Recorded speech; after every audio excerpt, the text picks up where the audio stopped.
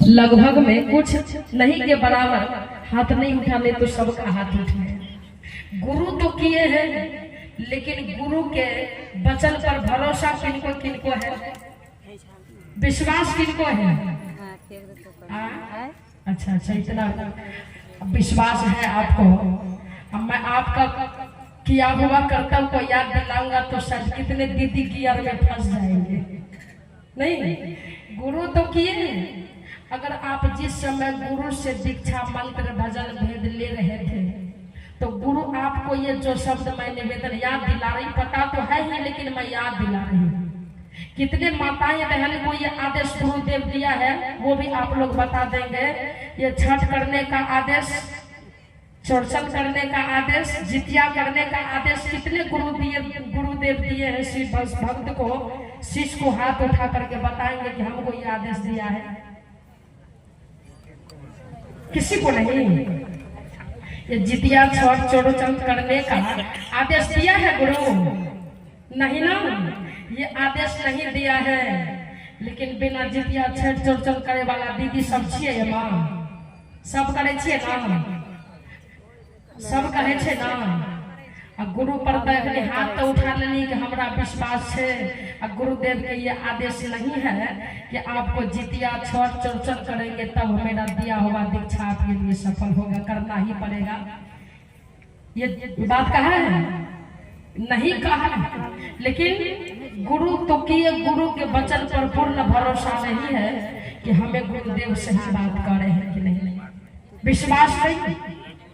इसलिए भक्ति तो सभी कर रहे हैं, आज भेड़िया धसान भक्ति कर रहे हैं, गुरु का अनुकूल भक्ति नहीं हो रहा है। कहा गया है राम कृष्ण से को बड़ा, उन्होंने तो गुरु किन 3 लोक में वे धनी गुरु आगे अधीन।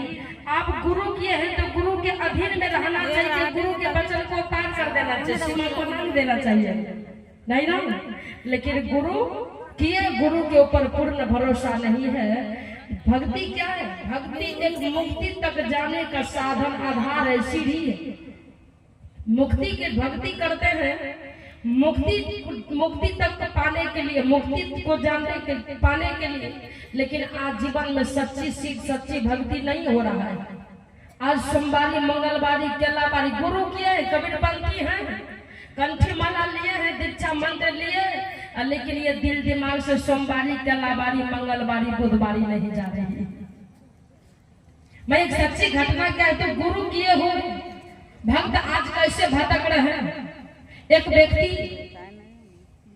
पांव पैदल जा रहा था, जाते जाते उनका होता क्या है, रास्ते में पांव पैदल जा रहा था, जाते जाते वो व्यक्ति का एक पैर का चप्पल टूट गया। देखिए भेड़िया धसान भक्ति कैसे हो रहा है। जिस भक्ति को करके हम लोग मुक्ति के डिग्री को हासिल कभी नहीं कर पाएंगे। तो जाते जाते उनका एक पैर का चप्पल टूट गया। अब टूटा हुआ चप्पल पहनकर किसी को दौड़ने में बनेगा, चलने में किसी को नहीं बनेगा। तो उसने सोचा कि एक चप्पल मेरा टूट गया है, एक चप्पल बढ़िया, टूटा हुआ चप्पल को तो फेंक दिया, एक चप्पल जो बढ़िया था तो उसके ऊपर वो विचार किया कि एक चप्पल बढ़िया है, मेरे जैसे मेरे साथ घटना घटित हुआ है, और कोई चप्पल हमें मिल जाता तो शायद दोनों पहन करके यात्रा कर लेते। लेकिन कोई चप्पल तो है नहीं, कोई खुदा न खास्ता मेरे जैसे किसी राही मुसाफिर का जाते जाते चप्पल टूट जाएगा, एक चप्पल मेरा रहेगा, एक चप्पल उसका, एक ठीक ठाक रहेगा, तो दोनों पहन करके वो यात्रा कर सकता है। तो इसी बात को सोच कर, कोई खराब सोच तो नहीं सोचा, भलाई के लिए सोचा। तो जैसे वो बढ़िया चप्पल को रोड के किनारे रखने गया, तब तक में मन में एक बात और आया। कहा कि ये चप्पल मैं तो भलाई के दृष्टिकोण से यहाँ रखूंगा, लेकिन आजकल के बच्चे लोग तो शैतान होते हैं, बदमाश होते हैं। वो कौन सा बदमाशी करते हैं बच्चा लोग? सोचा कि कोई बच्चा लोग आएंगे यहाँ रोड के किनारे है, भैंस चराने आएंगे, बकरी चराने आएंगे। आजकल बच्चा शैतानी क्या करते हैं, कहीं एक चप्पल देख लेता है तो काट फुट करके पहिया बना करके गाड़ी करना शुरू कर देता है। नहीं, उनको नजर आना चाहिए। बोलिए सदगुरुदेव की। तो सोचा वो चप्पल को यहाँ रखेंगे, बच्चा लोग गाड़ी बना करके गड़का देगा तो मेरा चप्पल किसी के काम में नहीं आएगा। इस बात को सोच करके फिर मन में हुआ उस रोड के किनारे एक विशाल वृक्ष था, पेड़ था। सोचा यहाँ नीचा में रहेगा तो ये हरकत बच्चा करिए देगा, लेकिन वहाँ ऊपर में लटका देंगे। किसी आदमी को अगर सुई का जरूरत होता है तो बड़ा जतन से खोजता है, नहीं काम आ जाए, काम हो जाए। तो कहा किसी को जरूरत पड़ेगा चप्पल का तो वो खोजेगा, देखेगा इधर उधर। तो उसने क्या किया, वो सोचा कि उस ऊपर में लटका देंगे ना चप्पल को तो वहाँ सुरक्षित रहेगा, जिसको जरूरत होगा वो उतार करके काम कर लेगा, चला लेगा। तो एक रस्सी खोज करके लाया, बांध दिया, जैसे चप्पल में बांधा वो भी ऊपर चढ़ गया। और चढ़ करके एक टहनी में उस चप्पल को जैसे बांध रहा था, तो बांधने के क्रम में एक साइकिल पर सवार एक व्यक्ति जा रहा था, उसी रोड से, उसी रास्ता से, उसी व्यक्ति के गांव का ही रहने वाले व्यक्ति था। तो वो इनको जो देखा कि सुनसान जगह में, एकांत जगह में कि ये ऊपर में चढ़ करके कोई काम कर रहा है, तो उस देखा नहीं कि कर क्या रहा है।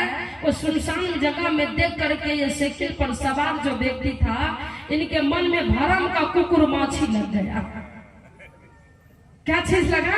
तो भरम का कुकुर माछी लग गया कि ये यहाँ एकांत है, सुनसान जगह में लगता है कोई टोटका कर रहा है, कोई पूजा कर रहा है, ये कुछ भगवान से मांग रहा है, मांग डिमांड कर रहा है, देता होगा, इसीलिए ये एकांत में आकर के ये टोटका कोई काम कर रहा है। अब इनको तो भरम का कुकुर माछी लग गया। तब तक में वो तेज गति से कहा कि मैं भी जाकर के उनको पूछूंगा कि ये क्या कर रहे हैं, करने से आपको क्या फायदा होगा, तो मैं भी करना शुरू कर दूं। तो तेज गति से साइकिल को चलाते चलाते आगे के वहां जब पहुंचा, जब तक वो पहुंच जाता तब तक में वो चप्पल को बांध दिया और पैर से उतर करके पैदल वो चला गया। अब वहां गया, साइकिल को खड़ा कर दिया और सोचने लगा कि मैं तो, मेरा मन जो कहा ये गलत नहीं सोचा, ये वास्तव में यहाँ कोई टोटका किया है। और टोटका क्या हुआ था, तो वो चप्पल लटक रहा था, वो देख करके अब इनको लगा कि वो तो एक चप्पल भगवान को कुछ पाने के लिए, कुछ लेने के लिए, ज्यादा लाभ के लिए वो भगवान को एक चप्पल चढ़ाया है। और कहीं हम दोनों चप्पल चढ़ा देंगे तो भगवान हमसे, उससे ज्यादा हमसे खुश होगा, हमको उससे ज्यादा कुछ मिलेगा। तो इस बात को सोच करके उनका चप्पल नहीं टूटा था, उनके पास में न्यू चप्पल, नया चप्पल था ही।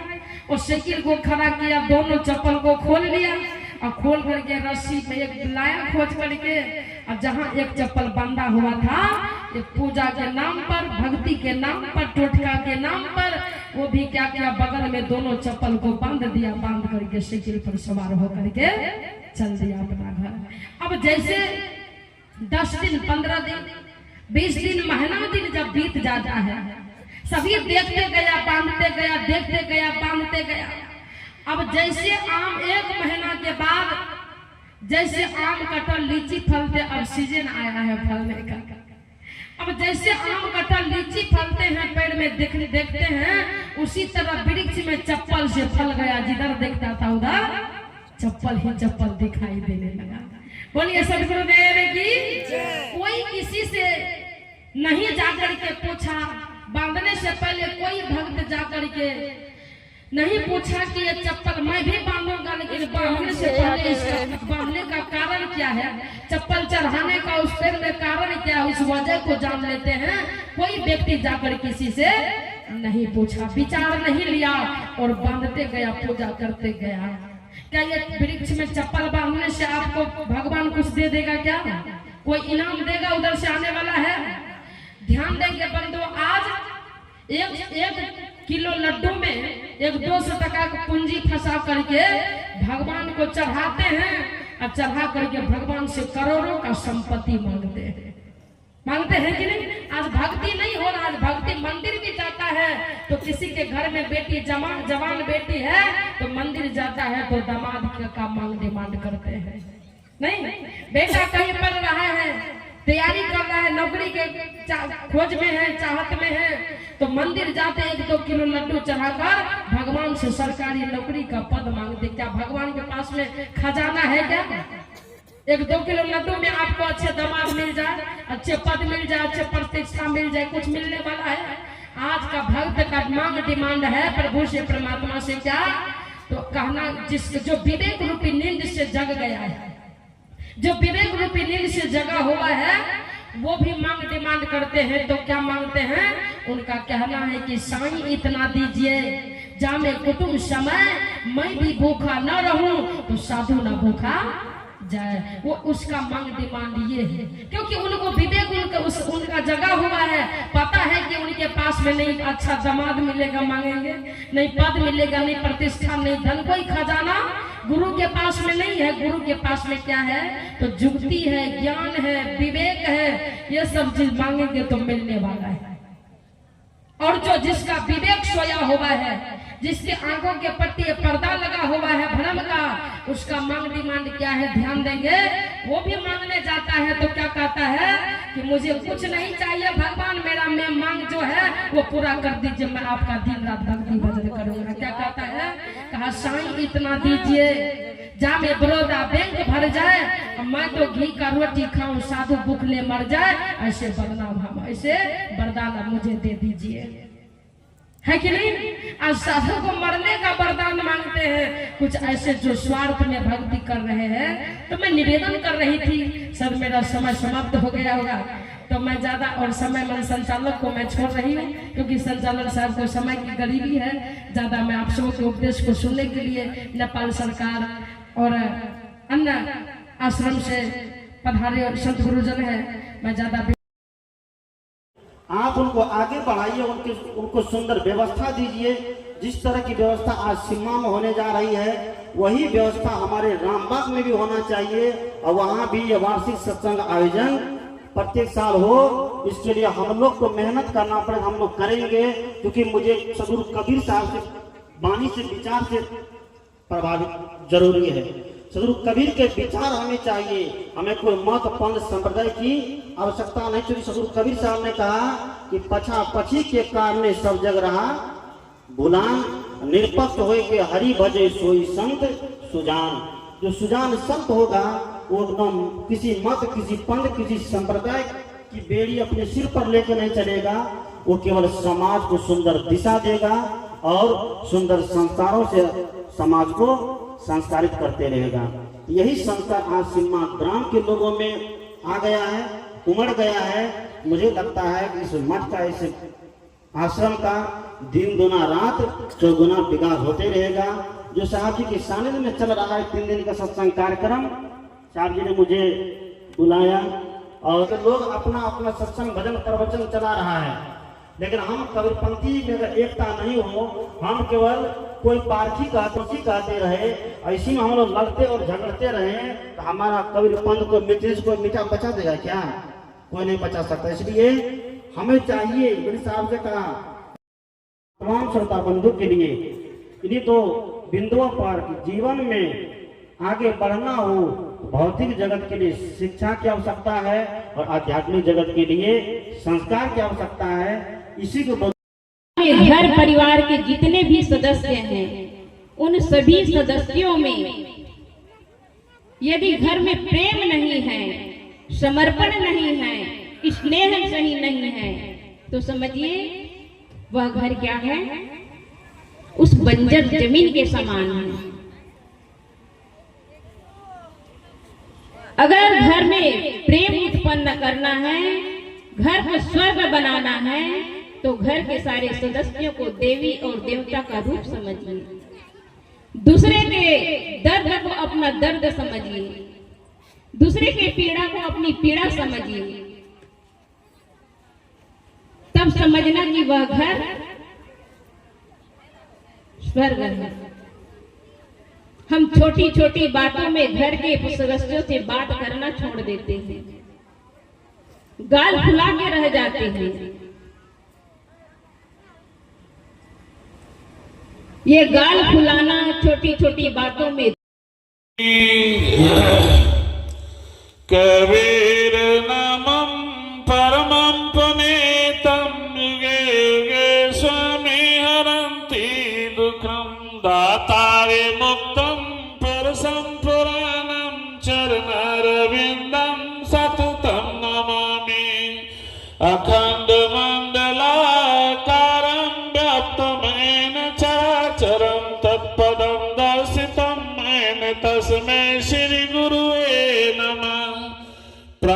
स्मरणीय विश्व वंदनीय संत सम्राट सदगुरु कबीर साहब, आज हम लोग सिम्मा ग्राम में जलालगढ़ प्रखंड के अंतर्गत सिम्मा ग्राम में सिम्मा कबीर मठ के त्रिदिवसीय कार्यक्रम का आयोजन का पहला सत्र में हम लोग उपस्थित हुए हैं। इस मंच पर उपस्थित हैं महंत राम टहल साहब जो मिश्री नगर से आए हुए हैं, और विद्युपुर के आचार्य महंत रमेश साहब और साधु सुचित्रा जी छत्तीसगढ़ से आई हुई हैं, और कलानंद साहब जलालगढ़ से आए हुए हैं, और मंच पर सुरभि साधु आई हुई हैं भागलपुर से, और मंच पर बहुत दूर दूर से और बहुत महंत संत सब आए हैं, जिनका चलता रहे, सत्संग भी चलता रहे, यही हम आशीर्वाद देते हैं। बोलिए सदगुरु देव की रति हो ज्ञान आधार विवेक के बाती सूरत ज्योति जा जाए साहिब आरती हो, सूरत ज्योति जा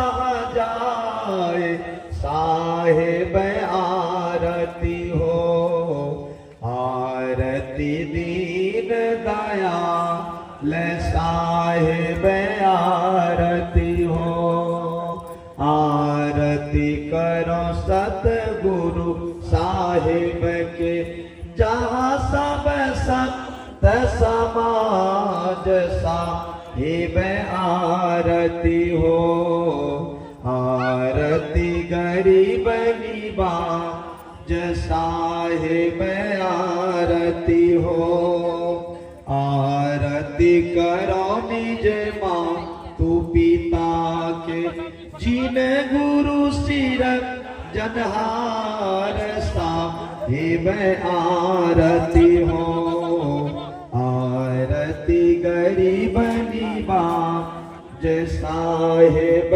आरती हो, दरस पर छूट गयो ब्रह्म जाल साहिब आरती हो, आरती गरीब निवाज साहिब आरती हो, साहिब कबीर संतन कृपा से भाया हूँ परख परकाश साहिब आरती हो, आरती गरीब निवाज साहिब आरती हो, बारो तन मन धन सब पद पर खावन हार, योग अनंत जो पची मुबे बिन गुरु नहीं निस्तार, बंदो ये गुरु परख को बार बार कर जोर, दया करन संशय हरन